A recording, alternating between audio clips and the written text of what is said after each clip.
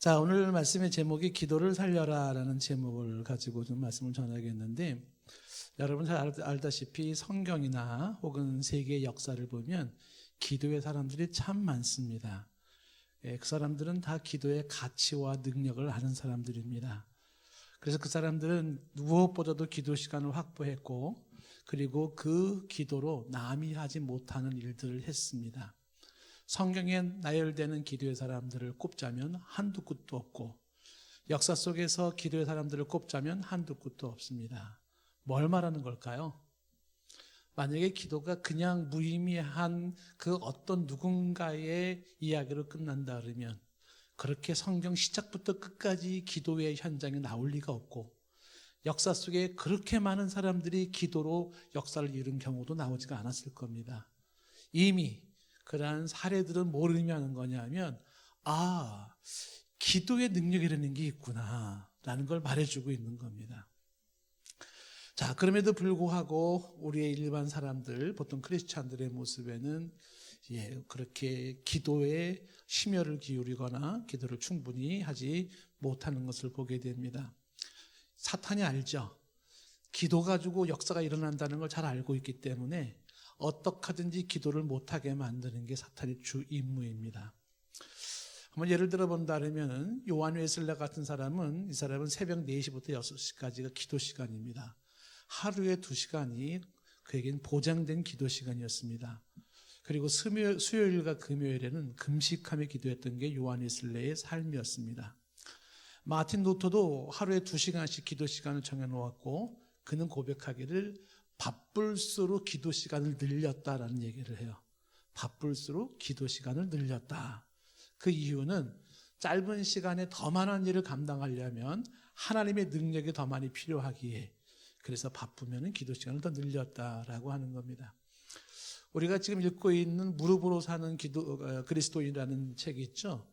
저자가 무명입니다. 누가 썼는지 몰라요. 그런데 그 책이 세계를 강타했습니다. 그 책에 보면은 그 누군가가 기도의 위력을 아는 사람이 쓴 책이었는데, 거기 이런 내용이 나오죠. 하나님의 광대한 창고는 복으로 가득 차 있다. 오직 기도만이 그 창고를 열 수 있다. 기도는 열쇠이며 믿음은 그 열쇠를 돌려 문을 여는 일과 복을 내 것으로 찾아오는 역할을 한다. 하나님의 창고에는 복이 가득 차 있다는 거예요. 근데 그 창고는 기도로만 열 수가 있다는 거예요. 그러니까 기도를 안 하는 사람은 내게 예비되어 있는 어마어마한 창고에 쌓여있는 복을 못 누리는 사람이고, 기도를 많이 하는 사람은 쌓여있는 그 하나님의 보물 창고의 보물을 많이 내 것으로 만드는 사람이라는 이야기입니다. 하늘나라의 창고의 보물을 썩히지 않기를 바랍니다. 기도를 통하여서 그 복을 누리는 것이 필요합니다. 빌리 그레이엄 목사님의 일화 중에 그분이 고백한 내용 중에 이런 고백이 있습니다. 세계적인 그런 대부흥사였고 수많은 사람들을 주께로 인도했던 빌리 그레이엄 목사님, 그가 집회를 가는 곳곳마다 함께 따라가는 사람이 있었습니다. 펄이라고 하는 부인인데, 이 늙은 부인은 자신의 전 재산을 다 팔아서 빌리 그레이엄 목사님 집회를 동행하면서 집회가 시작해서 끝날 때까지 호텔 안에서 중보기도로 밀었다는 거예요. 한 번도 빠지지 않고 집회가 시작되는 그 순간부터 끝나는 그 순간까지 중보로 아주 열심으로 기도하는 사람이 있었음을 이야기합니다. 아마 여러분들이 이 부분이 얼마나 공감되는지 모르겠지만 저는 굉장히 공감이 됩니다. 왜냐하면 특히 이 말씀을 선포한다라고 하는 그 일에는요, 기도가 수반되지 않으면 절대로 아무런 일도 일어나지가 않아요. 이 말씀, 하나님의 말씀의 선포, 혹은 심령들에게 예수님을 믿게 하고 구원의 역사를 일으키는 것들은, 이런 것들은 논리 문제가 아니에요. 얼마나 말을 잘하느냐 하는 문제가 아닙니다. 성령이 얼마나 역사하느냐의 문제인 거예요. 그래서 빌리 그레이엄의 그러한 성공적인 사역의 이면에 있는 그러한 기도의 후원자가 있습니다. 근데 이 빌리 그레이엄만 그런 게 아니라 영국에 가면은 찰스 스펄전 목사님 목회했던 장막교회라는 곳이 있어요. 저 거기 가봤었는데, 장막교회에는 가면 그 장막교회의 기도실이, 거기가 공장이라는 거. 무슨 공장일까요? 기도 공장이래, 기도 공장. 그래서 이 스펄전 목사님이 사역했던 당대, 스펄전은 설교의 황태자라 불려질 만큼 뭐 당대 영국을 어마어마하게 수많은 사람들을 주께로 인도했던 굉장한 설교가로 평가를 받는데, 이 사람의 그 교회의 지하실에는요 24시간 기도가 끊어지지를 않았답니다. 그것도 몇백 명씩 모여가지고 계속 기도를 하는 거야. 기도의 역사인 거죠. 그래서 그 기도의 역사가 하나님 앞에서 그런 큰 사역의 열매를 맺게 한 겁니다. 제가 어릴 때부터 이 기도하는 분위기에서 자라가지고 제가 이 기도에 대한 것들은 나름 제가 많이 공감을 좀 많이 하는 거예요. 만약에 기도의 분위기 속에 자란 사람이 아니라 그러면은 그렇게까지 기도를 강조하지 않을지 모릅니다. 그런데 자랄 때부터 기도 속에서 자랐던 그런 분위기다 보니까 이 기도의 위력이 뭔지는 이건 학문으로 설명이 안 돼요. 이론적으로 설명은 안 됩니다. 그런데 나타나는 현상이 있어요. 그러니까 논리가 돼, 말이 돼, 이 문제가 아니에요. 현상으로 드러나는 게 있다는 거예요. 논리가 안 되고 말이 안 되고 학문적으로 설명이 안 돼도 나타나는 현상이 있는데 어떻게 그 기도를 무시할 수 있겠습니까? 우리 이제 오카 권사님도 보니까는 이제 강원도 철원의 대한수도원 출신으로 말씀을 하시는데, 제가 자란 곳이 그곳이지 않습니까? 그래서 대한수도원은 저한테 잊을 수 없는 곳이죠. 학생들이 보따리 싸고 도시락 싸가지고 놀러 가고 기도하러 가는 데가 대한수도원이고, 우리가 살던 곳에서 멀지 않으니까 그 대한수도원에서 제가 금식 기도도 많이 했습니다.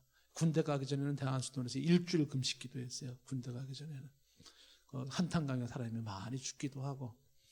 근데 그 대한수도원에 거기에는 한 가지 강조점이 있습니다. 지금도 가면은 본당에, 그 본당 여기 위에 보면은 그거는 우리나라 최초의 수도원이거든요. 기도원이 우리나라 최초의 기도원인데 본당 단상에 써 있는 게 있습니다.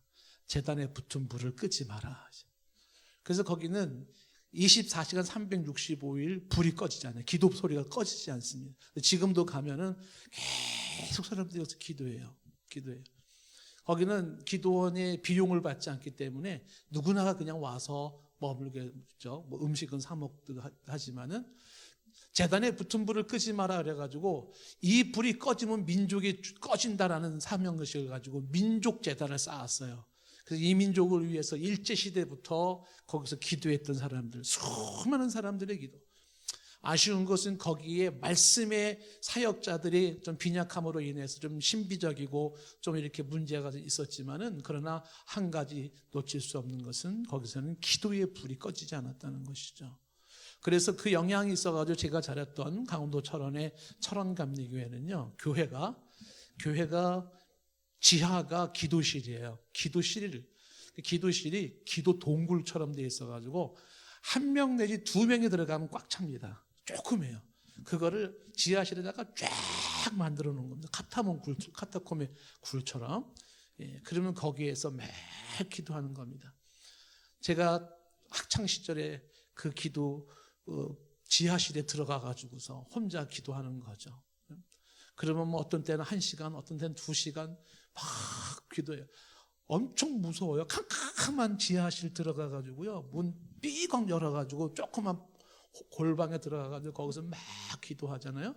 그러면 이제 별 체험을 다 합니다. 거기서 뭐 귀신 체험도 하고 뭐 별의별 뭐 환상도 보고 뭐 방언하고 뭐 별의별 일이 다 일어나는데, 그 속에서 매일매일 같이 기도하는 거예요. 가가지고 학창 시절에. 그래서 그 철원감리교회가 계속 그 기도의 불이 있어가지고 그 교회에 목회자들이 아주 많이 나오고, 지금도 그 교회는요, 교회가 굉장히 큽니다. 저희 교회보다도 훨씬 크죠. 기도의 불을 끄지 않으려고 했었던 사람들, 왜 그랬을까요? 왜 빌리그레엄 목사님은 기도의 후원자가 항상 같이 동반했을까요? 왜 찰스 스펄전 목사님의 교회에는, 그 지하에는 기도의 무리들이 그렇게 계속해서 기도의 공장이라고 일컬어질 만큼 기도를 했을까요? 왜 기도의 불을 꺼지지 않게 하라라고 했을까요? 이런 모든 사람들은 기도의 위력을 알기 때문에 그런 거예요. 저는 우리 교회뿐만 아니라 저와 여러분의 심령 속에, 가정 속에 기도의 불이 꺼지지 않기를 이 시간 축복합니다. 제가 오늘 이렇게 설교를 특별히 하는 이유는 코로나가 아주 무서운 요소예요. 왜 무서웠냐? 다른 게 아니에요. 기도를 죽이더라고요, 코로나가. 코로나가 심령 속에 영적인 상태를 마비시켜가면서 기도를 죽이는데 제가 눈으로 똑똑히 보는 거예요. 기도를 죽입니다, 코로나가. 기가 막힙니다. 예. 그래서 이 코로나로 인해서 사람들의 기도 소리가 줄어들기 시작하는데 이게 아마 마지막 때의 어떤 징조가 아닐까 하는 생각이 들 만큼 그 기도를 못하게 만들어요. 이렇게 코로나 핑계 대면서 기도가 식어져 가고 있는 교회의 현장과 영혼들의 현장 속에서 우리는 다시 한번 기도의 불을 일으키기를 원합니다. 예. 정말 부러운 사람은 기도하는 사람의 모습이에요. 교회 와서 기도하고 끊임없이 기도하고 어느 교회를 지나갈 때 교회에서 기도 소리가 들리면 그렇게 보기가 좋습니다. 예. 토요일 날 아침에 일찍 오면 우리 권사님들 권사실에서 찬송 부르고 기도해요. 참 귀합니다. 참 귀해요. 예. 오늘 우리는 예수님의 기도의 모습을 보기를 원하는데 이 예수님의 기도의 모습을 통해서 우리가 어떤 기도의 모범을 좀 배워야 하는지, 예수님의 당신의 기도하는 모습은 우리로 하여금 이렇게 살라고 보여주는 하나의 모델이기 때문에 예수님의 기도를 이 시간 좀 배워볼 수 있기를 바랍니다. 자, 우리가 많이 보았던 익숙한 말씀이지만 예수님의 기도의 모습이 어떻게 나와 있습니까? 오늘 말씀 39절 말씀에 보니까 이렇게 되어 있죠. 예수께서 나가서 습관을 따라 감람산에 가심에 저희들도 따라 갔더니 라고 말하고 있습니다. 예수님의 기도는 습관을 따라 하는 기도였습니다. 예수님이 습관을 따라서 기도했다라는 것은 타성에 젖은 기도를 드렸다, 의미 없는 습관적 기도를 드렸다, 그런 뜻이 아니고요. 기도가 생활화되어 있었다는 거예요. 우리가 예수님의 기도를 통해서 배울 수 있는 것은 뭐냐면 일상생활에 기도가 생활화되어 있는 모습을 배워야 합니다. 예수님의 삶을 우리가 쭉 보면 예수님은 항상 기도와 함께 당신의 인생을 살고 사역을 감당했던 것을 보게 됩니다. 이게 습관을 따라인 것이죠. 한숨 한 번의 기도가 아니라 예수님께서는 당신의 일상 속에 기도가 정기적으로 이루어지고 있었음을 말씀하고 있습니다. 왜 그랬을까요? 당연히 예수님도 기도의 위력이라는 것을 알고 있기 때문에 그런 것입니다. 예를 들어서 누가복음 3장 21절 말씀 보면 백성이 다 세례를 받을 때 예수님도 세례를 받으시고 기도하실 때 예수님이 기도를 하셨어요. 그때 어떻게 됐습니까? 하늘이 열리며 그리고 22절에 성령이 비둘기 같은 형체로 그 위에 강림하시더니 하늘로부터 소리가 나기를 너는 내가 사랑하는 아들이라 내가 너를 기뻐하노라. 하늘이 열리고 성령이 비둘기같이 임하고 하나님의 음성이 들려진 것, 언제 그런 일이 벌어졌습니까? 기도하실 때에 하늘이 열렸다. 저와 여러분들이 기도할 때 하늘이 열리는 은혜가 있기를 바라요. 그리고 기도할 때 성령이 비둘기 같은 모습으로 임하시고 기도할 때 하나님의 음성이 들려지면서 너는 내 사랑하는 아들이라 내가 기뻐하노라. 예수님이 기도를 통해서 그의 삶 속에 나타나고 있는 모습인 것입니다. 자, 누가복음 5장 15절로 가면 예수의 소문이 더욱 퍼지기 시작했을 때 수많은 무리가 말씀을 듣고 자기 병도 고치를 받으려고 예수께 몰려오기 시작했습니다. 예수의 소문이 막 퍼졌죠. 와, 예수님은 병을 고친대, 모든 병을 고친대. 그러니까 동서남북의 수많은 사람들이 말씀도 듣고 병도 고치려고 막 찾아오기 시작하는데 얼마나 많이 찾아왔겠어요. 뭐 여기저기서 막 예수 그리고 막 오지 않겠습니까? 예수님이 인기 짱이에요. 그때 예수님은 어떻게 했나요? 이어지는 16절 말씀. 예수는 물러가사 한적한 곳에서 기도하시니라 했습니다. 왜 수많은 무리가 예수 찾으며 그렇게 몰려오는데 예수님은 물러나셔서 한적한 곳에 가셔서 기도하셨을까요? 비밀이 있죠. 어떤 사역보다도 기도가 우선이라는 겁니다. 기도는 그 어떤 사역보다도 우선적으로 확보해야 할 것임을 주님은 잘 알고 있었기 때문입니다. 사람들이 박수를 치고 사람들의 인기를 끌고 기적을 일으키고 수많은 역사가 있다 할지라도 그 모든 것보다도 기도가 우선이라는 사실입니다. 기도가 없이는, 기도를 우선으로 하지 않고는 다른 그 어떤 일도 할 수가 없다는 거예요. 내가 기도하지 않는다면 병 고치는 일 안 하겠다. 내가 기도가 없다면 나는 아예 하루를 살지 않겠다. 이거예요. 기도가 없다면 나는 아무것도 하지 않겠다라는 의미를 담고 있습니다. 왜 그러냐 하면 이 기도가 수반되지 않은 모든 일들은 불안한 거예요. 아십니까? 기도가 수반되지 않고 이루어지고 있는 모든 일들은요, 굉장히 불안한 거예요. 그게 좀 어떻게, 그것이 어떤 위험성과 어떤 일이 생길지도 모르는 겁니다. 그런데 기도가 수반되고 있는 모든 일이라면요, 일이 막 꼬이든 뒤집어지든 안심해도 되는 거예요. 이게 기도를 하는 사람들의 모습입니다. 기도 없이 되어지는 모든 일들은 걱정과 불안을 떨어야 되는 거예요. 이게 어떻게 해, 또 어떤 고통과 어떤 문제를 만들어낼까 불안한 겁니다. 그런데 기도하고 이루어지고 있는 모든 일들이라면 눈에 보일 때 일이 잘 안 풀리는 것 같고, 그리고 뭔가 비비고 있는 것 같다 할지라도 괜찮아요. 왜요? 내가 기도할 때 하나님이 일하시거든요. 예수님께서는 이걸 알고 있는 거죠. 내가 어떻게 기도 없이 사역을 할 수 있겠는가? 내가 기도 없이 어떻게 하루를 살 수 있단 말인가? 그래서 주님께서는 수많은 사람들이 고쳐달라고 찾아오고 수많은 사람들이 말씀을 듣겠다고 찾아오지만 주님께서는 다 물리치고 한적한 곳에 가셔서 기도하시는 겁니다. 우리 일상의 하루의 스케줄 중에서 기도 시간이 1순위가 되기를 축복합니다. 기도보다 우선되는 것이 없기를 바랍니다. 항상 기도가 우선이 되어야 되는 것이요. 예수님이 그것을 보여주고 있는 겁니다. 누가복음 6장 12절 말씀에 가도 이때 예수께서 기도하시러 산에 가서 밤이 새도록 하나님께 기도하시고 라는 말씀이 있습니다. 산으로 가셔서 밤새도록 기도하신 예수님, 왜 그랬을까요? 13절에 제자들을 부르시고 그 중에 12를 택하여 사도라 칭하시기 위해서였습니다. 다시 말하면 12 제자라고 하는 사도를 세우는 중대찬 일에 주님께서 뭐부터 하셨어요? 기도부터 하신 겁니다. 이 중요한 일, 제자를 세우는 일인데 뭐 해야 돼요? 기도부터 해야 되는 겁니다. 그것도 한두 번의 기도가 아니라 밤이 새도록 하나님이 저 산중에 한적한 곳에 가셔서 기도하신 모습입니다. 중요한 일일수록 더욱 기도가 요청되는 줄로 믿습니다. 중요한 일일수록. 여러분들의 자녀가 중요하다고 생각됩니까? 그러면 더 기도하셔야 되겠죠. 사업이 중요하다고 생각하십니까? 더 기도하셔야 되겠죠. 건강 문제가 중요하다고 생각합니까? 더 기도하셔야 되겠죠. 인생의 중대한 문제를 앞에 두고 있다면 더 심혈을 기울여서 더 많은 기도를 확보해야 하는 줄로 믿습니다. 예수님께서 그걸 보여주신 겁니다. 12제자를 세우는 이 중대찬 일에 주께서는 산에 들어가서 밤이 새도록 하나님 앞에 기도한 겁니다.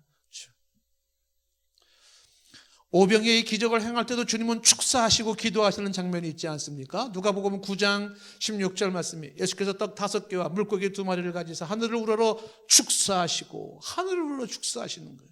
하나님께 감사 기도를 드리고 나서 그리고 오병이의 기적으로 사람들을 나누어 주었습니다. 다 배불리 먹었습니다.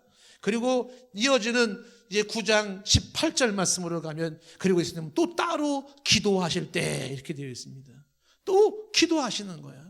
그러니까 예수님의 습관을 쫓아 감람산에 가셨다라고 하는 것은 당신의 삶의 기도가 이렇게 생활화되어 있다라고 하는 거예요. 주님이 이 기도가 생활화되어 있는 모습을 우리가 배울 수 있기를 바랍니다. 그래서 기도 시간을 확보하는 겁니다. 누가복음 9장 29절 말씀에 보면은 예수님이 기도하실 때 용모가 변화되고 그 옷이 씌어져 광채가 나더라 말했어요. 기도하실 때에 앞에서는 성령이 임하시고 하늘문이 열리고 하나님의 음성이 들렸잖아요. 그리고 변화산상에서는 기도하실 때 용모가 변화되면서 옷이 하얘지고 광채가 나기 시작했다고 말씀했어요. 이런 현상이 언제? 기도하실 때. 기도하실 때 나타나는 거예요. 여러분들이 기도에 심혈을 기울인다면 분명히 여러분들 머리에 후광이 빛날 거예요. 이렇게 둥그렇게 쫙. 기도하실 때 용모가 변화되는 모습.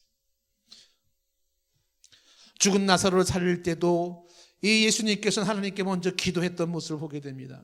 요한복음 11장 41절 말씀에 돌을 넘겨놓으니 예수께서 눈을 들어 우러러보시고 이르시되 아버지여 내 말을 들으신 것을 감사하나이다. 나사로를 살릴 때 아버지에게 말을 하면서 감사 기도를 드리는 거죠. 그리고 42절에 항상 내 말 들으시는 줄을 내가 알았나이다. 그러나 이 말씀하옵는 것은 둘러선 무리를 위함이니 곧 아버지께서 나를 보내신 것을 그들로 믿게 하려 함이니이다. 그리고 43절에 큰 소리로 나사로야 나오라. 그랬더니 44절에 죽은 자가 배로 덩덩 골린 이 몸을 묶인 채로 나오기 시작하는 거예요. 죽은 자가 수족을 배로 동인 채로 나오는데 그 얼굴은 수건에 쌓였더라. 예수께서 풀어놓아 다니게 하라고 말씀했습니다. 예수님이 기도가 습관화되어 있는 모습은 계속 나오는 거예요. 심지어는 십자가 못 박혀 돌아가실 때도 누가복음 23장 34절에 보시면은 아버지여 저들의 죄를 사하여 주옵소서 자기들이 하는 것을 알지 못함이니이다 라고 기도하시는 거예요.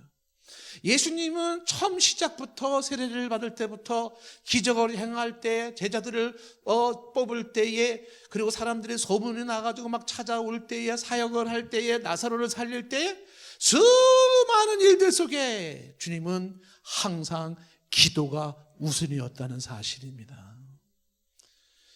예수님은 기도로 하루를 여셨고 기도로 하루를 마무리를 지으신 분입니다.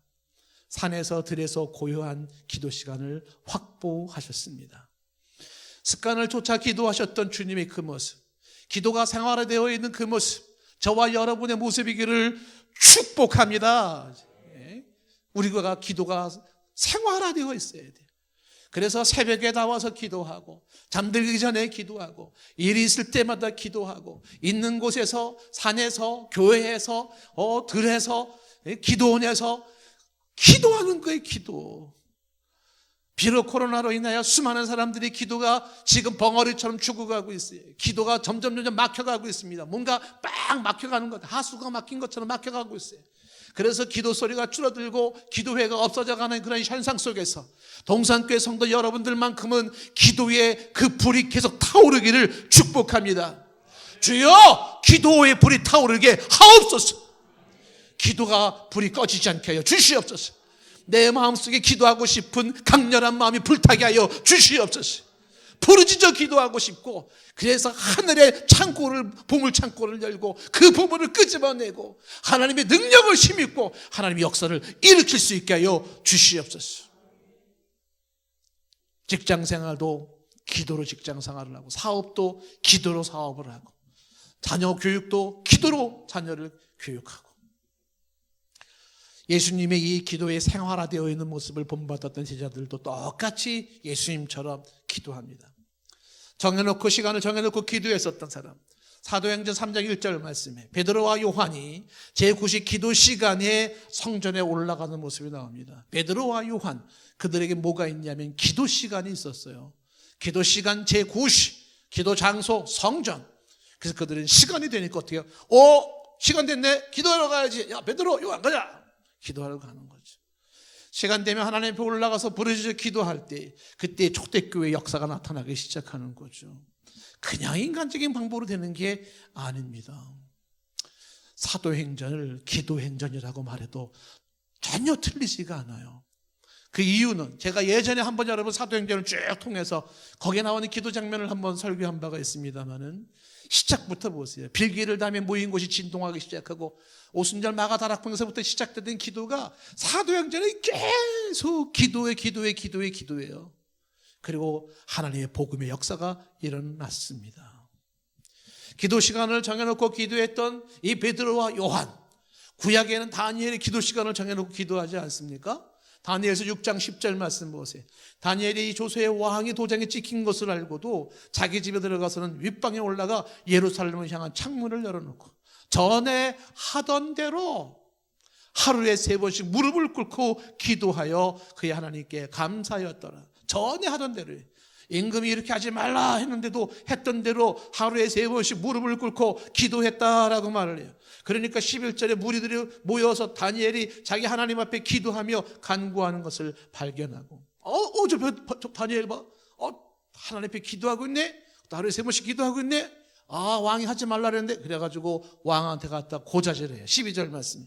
예, 그들이 나가서 왕의 금령과 관하여 왕께 아뢰되 왕이요, 왕이 이미 금령에 왕의 도장을 찍어서 이제부터 30일 동안에는 누구든지 왕 외에 어떤 신에게나 사람에게 구하면 사자굴에 던져놓기로 하지 아니었습니까? 그러니까 왕이 말이죠. 그렇지, 이 일이 확실히 메대와 바사와 고치지 못하는 규례가 아랬어요. 13절 말씀에 그들이 왕 앞에서 말해요. 그런데 말입니다, 왕이요, 사로잡아온 저 유다 자손 중에 다니엘이 왕과 왕의 도장에 찍힌 금령을 존중하지 아니하고 하루에 3번씩 기도하나이다. 왕의 어명이고 자신은 포로의 신분이었지만 기도 시간을 포기할 수 없었던 다니엘이에요.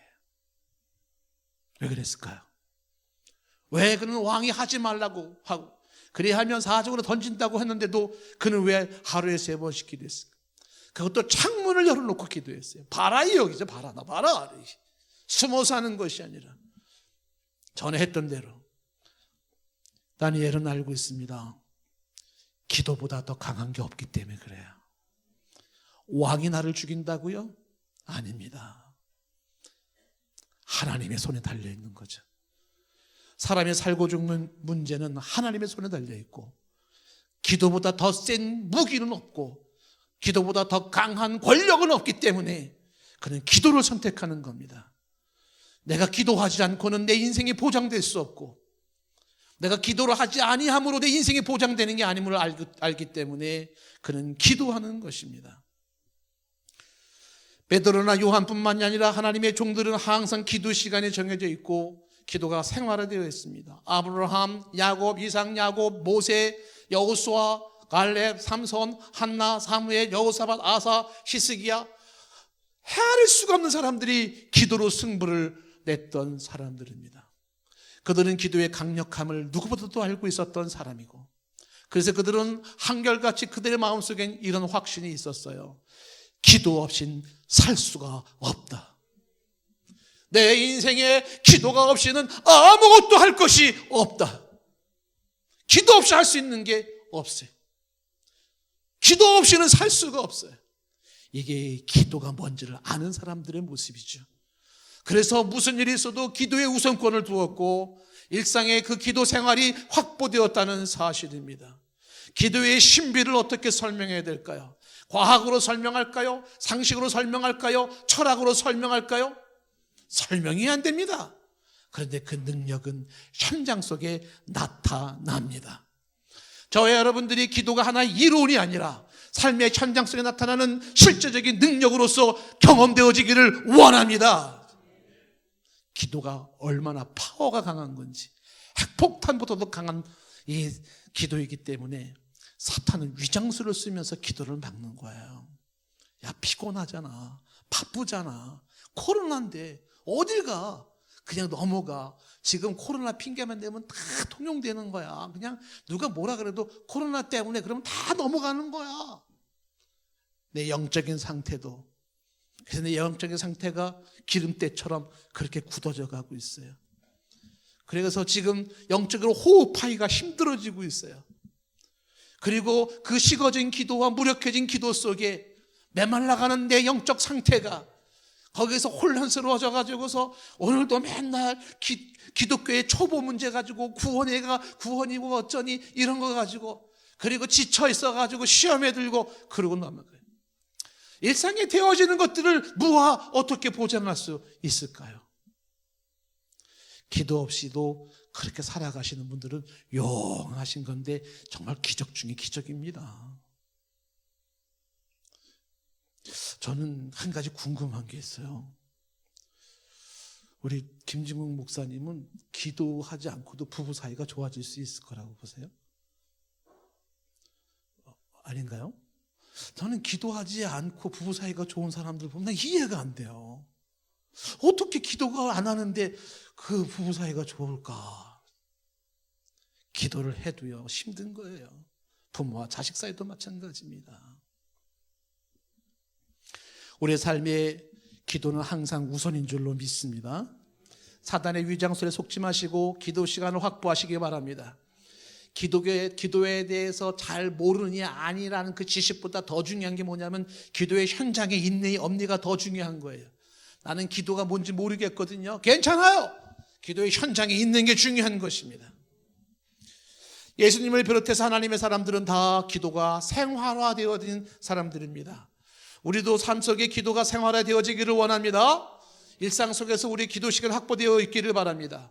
기도가 아니면 하루를 시작하지 않겠다 이런 마음을 가지고 새벽에 여러분 기도로 하루를 여시고 기도로 하루를 마무리하시고 무슨 일 하기 전에 항상 기도가 우선이 되기를 원합니다. 우리 예수님을 통해서 배울 수 있는 기도가 이거예요. 기도가 생활화되어 있다.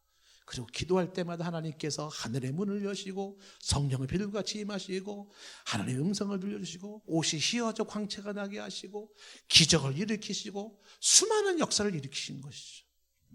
예수님의 기도를 통해서 배울 수 있는 두 번째는 예수님의 기도는 항복하는 기도입니다. 이거를 배울 필요가 있다는 거죠. 22장 41절 말씀에 그들을 떠나 돌 던질 만큼 가서 10m 한 20m 정도 되겠죠. 무릎을 꿇고 기도하여 예수님이 기도할 때 무릎을 꿇고 기도했다는 겁니다. 예수님이 무릎을 꿇었다는 것은 단순히 기도의 그러한 자세를 말하려는 것이 아니라 하나님 앞에 항복하는 기도를 보여주고 있습니다. 하나님 앞에 무릎을 꿇는 거예요. 여러분 누가 합니까? 하나님 앞에 무릎 꿇을 수 있는 사람이 기도하는 거죠. 하나님 앞에 항복할 수 있는 사람만이 기도하는 거예요. 내 힘으로 살 수 있다고, 내 방법으로 살 수 있다고, 내 지혜로 살 수 있다는 사람들은 기도 안 합니다. 그런데 하나님 아니면 살 수가 없습니다. 하나님 아니면 가능하지 않습니다. 이렇게 하나님 앞에 항복하는 무릎을 꿇는 사람만이 기도하는 거예요. 기도하지 않는 사람은 얼마나 도도하고 얼마나 교만합니까? 나는 하나님 앞에 기도하지 않고도 하나님의 능력이 없이도 살아갈 수 있다는 거 아닙니까? 대단하십니다. 그런데 하나님 앞에 항복할 수밖에 없는 사람, 내 힘과 내 지혜와 내 능력 가지고는 안 됩니다. 그리고 무릎을 팍 꿇는 거죠, 하나님 앞에. 그리고 하나님의 도움을 간절히 사모하는 겁니다. 이게 예수님께서 무릎을 꿇고 기도하신 모습입니다. 우리가 기도할 때 하나님 앞에 항복하면서 내 힘, 내 방법이 아닌 하나님의 힘과 하나님의 방법으로 내 인생의 모든 것들이 이루어지기를 바라는 그러한 자세로 기도하기를 바랍니다. 하나님이 저와 여러분하고 지금 씨름하고 있을 거예요. 무슨 씨름이요? 하나님이 무릎 꿇어, 자식아. 무릎 꿇어. 계속 무릎 꿇라는 거야, 인생 속에서. 근데 안 꿇어요. 더 하나님께서 강하게 나가시겠죠. 더 많은 고통과 더 많은 문제를 주시겠죠. 이래도 안 꿇을 거야? 그래도 안 꿇어요. 너 얼마나 더 너 인생을 내가 쳐야지 무릎을 꿇겠냐? 예? 줄다리 가고 있지 않습니까? 이 정도 인생에 사인을 주었으면 빨리 무릎 꿇고서 하나님 살려주세요 해야 되지 않겠습니까? 근데 무릎을 안 꿇어요.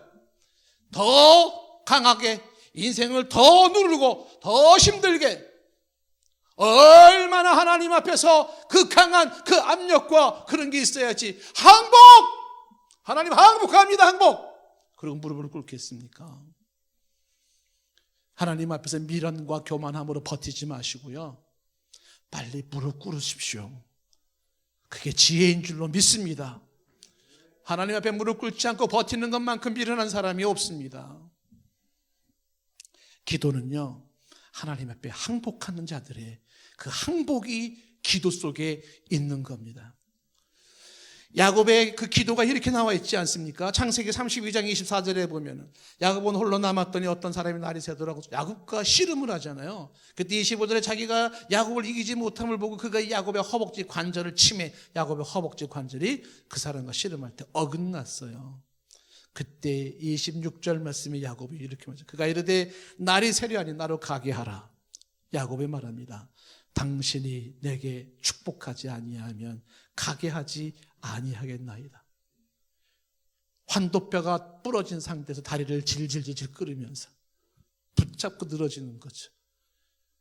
서지도 못해요. 그런데 여기서 승부를 내지 않으면 안 되는 거예요. 당신이 내게 축복하지 아니하면 가게 하지 않겠습니다. 내가 질질 끌려가는 한이 있어도 못 놓는 거예요. 왜 그래요? 절박한 겁니다. 절박한 거예요. 완전히 항복한 거예요. 이게 나의 마지막 희망이고 나의 마지막 선택이에요. 여기서 내가 승부를 내지 못하면 나는 더 이상 아무것도 기대할 수가 없어요. 그래서 매달리는 거 아닙니까? 당신이 나에게 축복하지 아니하면 내가 가게하지 않겠습니다. 이런 결사적인 기도가 우리의 기도이기를 원합니다. 예수님의 기도가 그런 기도하는 거예요. 하나님 앞에 항복하면서 결사적으로 기도하는 겁니다. 예수님의 기도 장면 속에 42절 말씀 보면 이런 장면도 생각해 볼 수가 있습니다. 우리가 잘 아는 대로 예수님은 아버지의 뜻을 구하는 기도를 합니다. 아버지야, 만일 아버지의 뜻이거든 이 잔을 내게서 옮기시옵소서. 그러나 내 원대로 마옵시고 아버지의 원대로 되기를 원합니다라고 이야기합니다. 여기에 두 가지가 대조를 이루고 있지 않습니까? 내 원과 아버지의 원이라는 게 있습니다.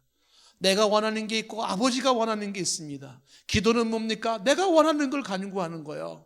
하나님, 나는 이걸 원합니다. 하나님, 나는 십자가 지고 싶지 않습니다. 나는 이렇게 죽고 싶지 않습니다. 하나님, 나는 이렇게 인생이 잘 펴지는 겁니다. 이 문제 해결되는 겁니다. 내 원이죠. 그래서 기도하는 거 아닙니까? 그런데 그런 기도를 하면서도 놓치지 않는 것은 아버지의 뜻, 아버지의 원하심을 우선시하고 있는 자세입니다. 우리의 필요를 기도하는 것이고 원함을 기도하는 것이지만 우리는 기도를 통하여서 이거를 배워야 되는 거죠. 기도는 내 뜻에 대한 고집인가 아버지의 뜻에 대한 수용인가 하는 문제가 주어지는 것입니다. 열심히 기도하더라도 저와 여러분들은 하나님의 앞에서 하나님의 뜻이 이루어지는 것을 먼저 수용할 수 있기를 바랍니다. 여러분, 제가 말씀을 드렸지만 초대교회 때 참 은혜가 되지 않습니까? 이런 케이스들이 많아요. 예수 믿는 크리스찬들을 향해서 로마 병사들이 고문을 하고 그리고 죽이고 막 그 순교 현장을 보면 비참하지 않습니까? 뭐 불에 태워 죽이는 것부터 양손과 발에다가 사람을 묶어가지고 말을 달리게 찢어져 죽게 하는 것도 있고요. 뭐 단두대로 목 치는 뭐 이런 것도 있고 끓는 뭐 이런 기름 이런 데다 넣어서 죽이고 참 비참한 죽음이 있어요. 수많은 크리스찬들이 로마의 원형극장에 다 나무에 매달려 있고 밑에는 장작들을 다 쌓아놨어요. 화형시키는 현장 속에서 로마의 군인이 비웃는 거죠. 야, 크리스찬들, 너네들은 기도하면 하나님이 들어준다며. 그러면 여기서 빨리 기도해가지고 나가 살아. 그때 순교하는 초대 크리스찬들은 이렇게 대답을 했다는 거 아닙니까? 하나님은 내가 기도할 때 내 기도를 들어주시는 건 맞습니다. 그런데 내 뜻이 이루어지는 것보다 아버지 뜻이 이루어지는 걸 나는 더 크게 기뻐합니다. 내 뜻이 이루어지는 것보다 아버지의 뜻이 이루어지는 것을 더 크게 기뻐합니다. 아버지의 뜻은 여기서 순교하는 것일진데 내 뜻은 피하는 것일지 모르지만 그러나 아버지의 뜻이 이루어지는 것을 더 크게 기뻐한다면서 기꺼이 그것을 받아들이는 것입니다. 이게 진정한 기도자의 자세예요. 여러분들 결국 아버지 뜻이 되는데 뭐 기도할 게 뭐가 있어? 그 문제가 아니죠. 우리의 기도를 통해서 일하시는 하나님이시고 우리에게 바라고 원하는 것을 간구할 수 있도록 말씀하셨어요. 그래서 우리는 기도를 통해서 하나님의 역사가 이루어지고 우리가 기도함으로써 우리가 바라고 원하는 것을 얻을 수가 있지만 그러나 성숙한 기도의 정점에는 뭐가 있냐 하면 아버지의 뜻이 우선입니다. 아기는 엄마 아빠에게 요구할 수 있는 권리가 있어요. 엄마 밥 줘요. 엄마 뭐 줘요. 신발 사줘요. 옷 사줘요. 할 수 있는 권리가 있습니다. 얘에게 요구할 수 있는 거죠. 그러면서 원하는 거 얻을 수가 있습니다. 그런데 아이가 조금 더 커지면은 내가 원하는 거를 요구하지만 그러나 엄마 아빠의 뜻을 존중하고 내 뜻대로 안 된다 할지라도 엄마 아빠의 뜻이 있다면 그것을 받아들이려고 하는 아이들은 성숙해지는 것이죠.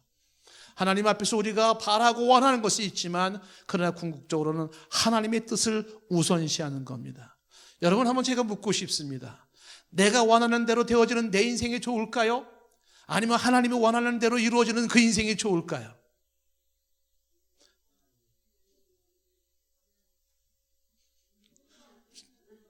자, 1번은 내가 원하는 내 뜻대로 되어지는 나의 인생. 2번, 하나님의 뜻대로 하나님이 원하시는 대로 되어지는 인생. 그래서 굳이 손 들으려 그러면 1번 드는 사람은 창피해서 못 들겠죠? 그죠? 그래요. 내 뜻대로 되어지는 내 인생이 좋은 게 아니에요. 하나님의 뜻대로 되어지는 내 인생이 훨씬 좋습니다. 내 뜻대로 되어지는 인생은 나도 알 수가 없습니다. 그 인생 속에 얼마나 많은 문제가 있는지. 그런데 하나님의 뜻대로 되어지는 그 인생은 합력해서 선을 이루시는 그 하나님께서 가장 좋은 곳으로 내 인생을 인도하시기 때문에 그렇습니다. 그래서 기도하지 않고 되어지는 모든 일들에 대해서 안심하지 마시고, 기도한 이후에 안 풀리는 일일지라도 안심하십시오. 결국은 하나님의 선한 뜻은 나에게 복이 될 것이기 때문에 그렇습니다. 다니엘의 세 친구들의 이 모습도 마찬가지 아닙니까? 다니엘서 3장 17절 말씀에 왕이여 우리가 섬기는 하나님이 계시다면 우리를 맹렬히 타는 이 풀무불 가운데서 능히 건져내시겠고 왕의 손에서도 건져내시리다. 풀무불 속에서도 하나님 우리를 건져내시겠습니다. 이 다니엘서 3장 17절 개역개정 성경의 번역이 잘못된 거예요. 우리가 섬기는 하나님이 계시다면, 이게 원래 의미가 아닌데 이거 잘못 번역됐어요. 우리 성경 번역된 것 중에 잘못된 번역된 게 참 많습니다. 계시다면이 아니라 계시기에예요. 계시기에.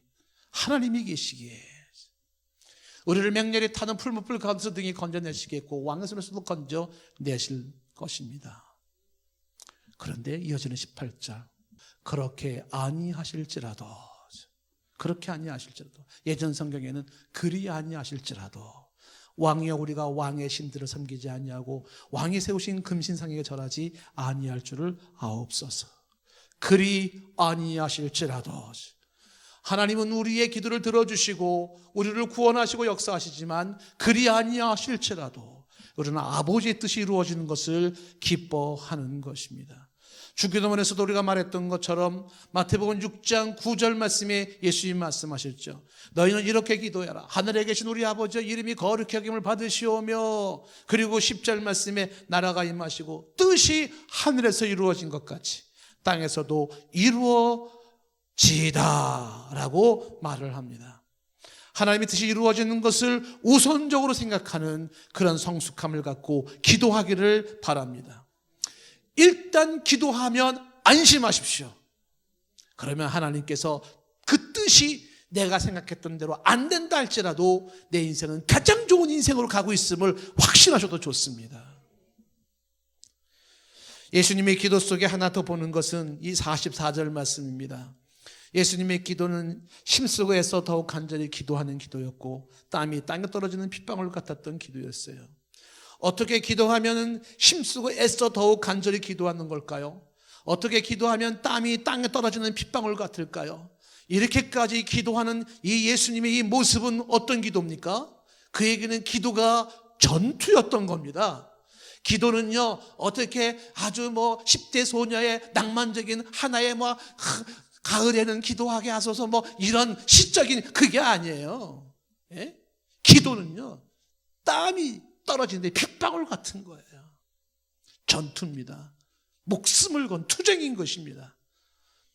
하나님 앞에 기도할 때 쉽고 편하게 대충 우아하게 멋있게 폼있게 그렇게 기도하는 것으로 여러분 기도를 대신하려고 하지 마세요.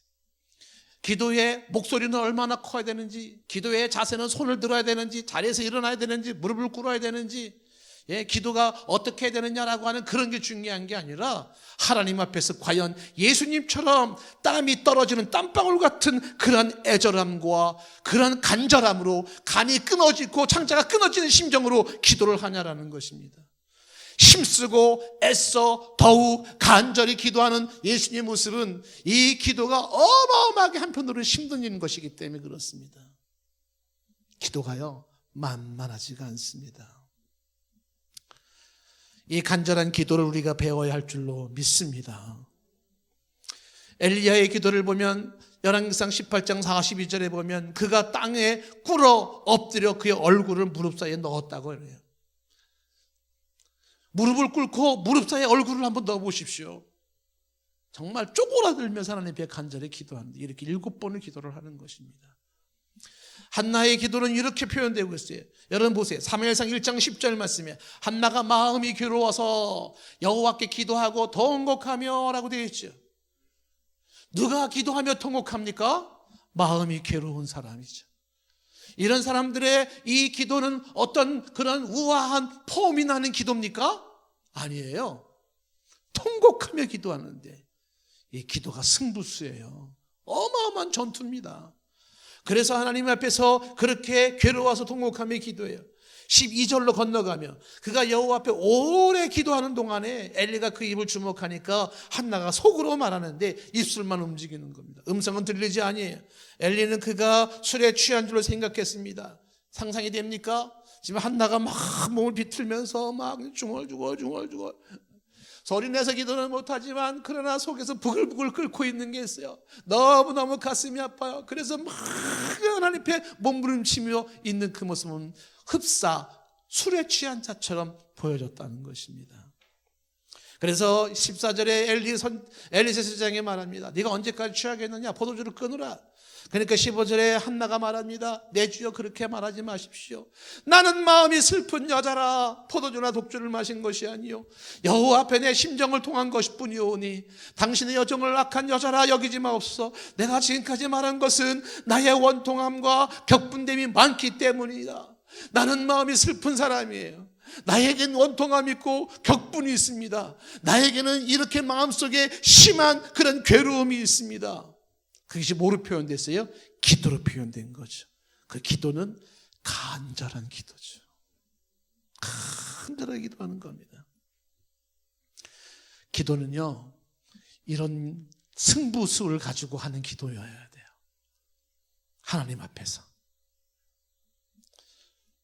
이사야 선지자의 히스기야가 기도를 한번 볼까요? 히스기야 기도. 이사야서 38장 2절 말씀에 보니까 히스기야가 자기 벽을 고쳐달라고 기도할 때 이렇게 말합니다. 38장 2절에 히스기야가 얼굴을 벽으로 향하고 여호와께 기도하여 얼굴을 벽으로 향하면서 여호와께 기도하지 않습니까? 3절에 이르되 여호와여 구하오니 내가 주 앞에서 진실과 전심으로 행하며 주의 목전에서 선하게 행한 것을 기억하옵소서 하고 히스기야가 심히 통곡하니. 기도인가 통곡인가?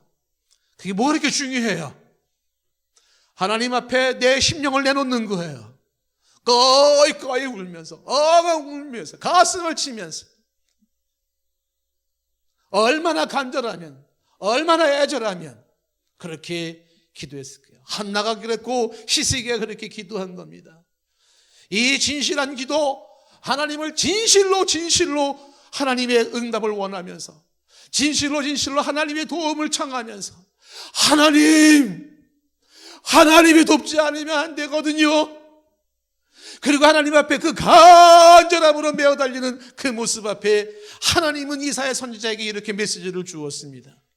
38장 5절 말씀에 너는 가서 히스기야에게 이르기를 내 주상 다윗의 하나님 여호와께서 이같이 말씀하신다고 전하라는 거예요. 뭐라고 말씀하십니까? 내가 내 기도를 들었고 내 눈물을 보았노라. 하나님께서 히스기야에게 주신 응답은 이겁니다. 내가 너의 기도를 들었고 내 눈물을 보았노라. 만약에 히스기야가 진심이 하나님께로 통한 게 아니었다면, 한나가 진심이 그의 마음이 하나님께로 통한 게 아니었다면 과연 이런 응답이 있었을까요? 그런데 진실로 하나님을 향한 그 애절함이 있었기에 하나님은 내가 너의 기도를 들었다, 내 눈물을 보았다고 말을 하는 겁니다. 바람처럼 공기 같은 하나님이신데 그 하나님은 들으시는 하나님이시고 그 하나님은 보시는 하나님이세요. 인격체이신 하나님이십니다. 누가 나의 울부짖는 이 기도 소리를 공허한 메아리라고 말을 합니까? 누가 하나님을 향하여 부르짖는 소리를 그냥 외치는 하나의 소리라고 말을 합니까? 다른 사람들에게는 하나님이 보이지 않기 때문에 너 쓸데없는 짓 하는 거야, 그냥 스트레스 해소하기 위한, 카타르시스를 경험하기 위한 거지 라고 말할지 몰라요. 그런데 역사의 인물이 보여주고 성경의 인물이 보여주는 것처럼 내 하나님은 기도를 들으시고 내 하나님은 눈물을 보시는 분입니다. 그러게 하나님 앞에 기도하고 그렇게 해서 하나님 앞에 내가 애절하게 나가는 거죠. 들을 수도 없는 하나님이라면, 귀머거리 같은 하나님이고 볼 수 없는 장님 같은 하나님이라면 왜 수많은 사람들이 그렇게 기도하며 나갔고 기도의 역사는 일어났겠습니까? 진실한 기도에서 배울 수 있는 것은 서재에서 몇 시간 배우는 것보다 낫다. E.M. 바운즈의 얘기입니다. 기도의 능력이라는 책을 썼던 E.M. 바운즈 얘기예요. 책에서 몇 시간 배우는 것보다 진실한 기도에서 배우는 게 훨씬 많다는 거예요. 진실한 기도에서. 성경의 수많은 사람들은 기도의 사람들이고 역사의 인물은 기도의 사람들이었습니다. 모세가 두 손을 들고 기도할 때 홍해 바다가 열리고 아멜렉과의 전투에서 승리했습니다. 사무엘은 사무엘상 12장 23절 말씀에 나는 너희를 위하여 기도 쉬는 죄를 범하지 않겠다. 사무엘상 12장 23절 말씀에 기도 쉬는 죄, 그걸 범하지 않겠다는 겁니다. 여러분 아침에 예배 드릴 때 참회 기도 시간에 무슨 기도했습니까? 이 기도해야 되지 않을까요? 아버지요, 한 주간 내가 기도 쉬는 죄를 범했습니다. 혹시 이런 기도 회개하지 않고 그냥 넘어가는 분이 계십니까? 기도하기를 쉬인 죄를 참회 기도 시간이라도 해야 되지 않을까요? 어떻게 기도하지 않고 그거를 고백하지 않고 넘어갈 수가 있단 말입니까? 기도 쉬는 게 죄예요, 죄. 나는 이 죄를 범하지 않겠다. 다윗은 시편 116편 2절 말씀에 그의 귀를 내게 기울이셨으므로 내가 평생에 기도하리이다. 내가 평생에 기도하겠습니다. 이어지는 3절 말씀이야. 사망의 줄이 나를 두르고 수월의 고통이 내게 이르므로 내가 환난과 슬픔을 만났을 때에 이어지는 4절 말씀. 내가 여호와의 이름으로 기도하기를 여호와여 주께 구하오니 내 영혼을 건지소서 하였도다. 인생의 환난과 인생의 슬픔을 만났을 때에 다윗도 말을 합니다. 여호와여 내가 기도합니다. 나를 구하여 주시옵소서. 왜 그랬어요? 들으시는 하나님, 응답하시는 하나님을 믿고 알기 때문에 그런 겁니다. 사무엘도 그랬고 다윗도 그랬어요. 신약 성경에 안나 할머니는 누가복음 2장 37절에 보면은 그의 나이 84세가 되어서 이 사람의 성전을 떠나지 아니하고 주야로 금식하며 기도했다고 되어 있어요. 84살 되는 이 할머니, 안나 할머니가 금식하며 성전을 떠나지 아니하고 기도했다라고 했어요. 그래서 이 안나 할머니는요, 살아생전에 친히 예수님을 목격할 수 있고 만날 수 있는 사람이 되었습니다. 베드로는 말합니다. 베드로전서 4장 7절 말씀에 만물의 마지막이 가까웠다. 그러므로 너희는 정신을 차리고 근신하여 기도하라. 정신을 차리고 기도하여 근신하여 기도해라. 사도 바울은 말합니다. 에베소서 6장 18절 말씀. 모든 기도와 간구로 하되 항상 성령 안에서 기도하고 이를 위해 깨어 구하기를 항상 힘쓰며 여러 성도를 위하여 구하라. 성경 구절을 얼마나 더 인용해야 될까요? 우리에게 기도가 살아있어야 하는 줄로 믿습니다. 인생의 기도의 불이 꺼지면 나도 꺼집니다. 기도가 살아야 영혼이 삽니다. 기도가 살아야 가정이 삽니다. 기도가 살아야 자녀가 삽니다. 기도가 살아야 직장이 살고, 기도가 살아야 교회가 삽니다. 기도가 살아야 나라가 사는 줄로 믿습니다. 스코틀랜드의 존 낙스, 우리 배웠죠, 수요일날? 그의 유명한 명언이 뭔지 아십니까? 기도하는 한 사람이 기도하지 않는 한 민족보다 강하다는 거예요. 기도하는 한 사람이요, 기도하지 않는 한 민족보다 강하는 거예요. 한 사람의 기도가 한 나라의 운명을 결정하는 것입니다. 어거스틴은 참여하게 말하지 않습니까? 눈물의 기도가 있는 자녀는 망하지 않는다. 여러분이 자녀를 향하여 눈물의 기도를 드립니까? 망하지 않습니다. 기도는 강한 무기인 줄로 믿습니다. 내가 기도할 때 하나님은 일하시고, 내가 기도할 때 인생의 홍해바다는 갈라지고, 내가 기도할 때 인생의 여리고성은 무너지고, 내가 기도할 때 막혔던 앞이 열리고, 내가 기도할 때 무거웠던 짐은 내려지는 겁니다. 사무엘 차트위키는 말합니다. 악마는 기도 없는 성경 공부와 기도 없는 봉사, 기도 없는 종교의식에 안심한다. 기도 없는 모든 행위를 비웃고 조소한다. 그러나 우리가 기도할 때 사탄은 떤다고 말씀하고 있어요. 기도 없이 예배드리고 있습니까? 사탄이 조소합니다. 기도 없이 성경 공부를 하고 있습니까? 사탄이 낄낄거리고 웃고 있습니다. 기도 없이 봉사를 하고, 기도 없이 어떤 예배를 드리고, 기도 없이 무엇이 이루어지고 있습니까? 사탄은 안심합니다. 그런데 기도 소리가 울려 퍼질 때 사탄은 떨기 시작하는 것입니다. 오늘 말씀에 우리는 예수님의 기도를 통해서 몇 가지를 배웁니다. 기도가 생활화된 예수님, 저와 여러분들도 기도가 생활화된 삶이 되기를 원합니다. 항복하는 기도, 나를 항복시키면서 하나님만을 의지했던 그 기도, 이 기도가 예수님의 기도요, 우리의 기도이기를 원합니다. 아버지의 뜻을 구했던 예수님의 기도, 내 뜻보다 아버지의 뜻을 더 우선시했던 그 기도를 배우기를 원합니다. 힘쓰고 애써 더 간절히 기도했던 이 간절한 기도를 배우기를 원합니다. 기도 시간을 더 확보할 수 있기를 바라고, 기도의 깊이를 더 심오하게 만들 수 있기를 바라고, 기도의 횟수를 늘릴 수 있기를 바랍니다. 한번 따라해 봅시다. 기도가 없으면 다 죽어가고 있어요, 지금. 기도가 없으면 능력도 없고, 기도가 적으면 능력도 적고, 기도가 많으면 능력도 많다. No prayer, no power. Little prayer, little power. Much prayer, much power. 이엠 바운드가 기도의 능력에서 말하죠. 기도하는 자만이 갖는 능력이 있다는 거예요. 기도하는 자만이 갖는 능력, 이것은 이론으로 설명이 안 된다는 겁니다. 하지만 기도하는 자만이 갖는 능력이 있다는 겁니다. 저와 여러분들이 주님을 본받아 기도의 주인공들, 기도의 역사를 일으킨 사람들이 되기를 원합니다.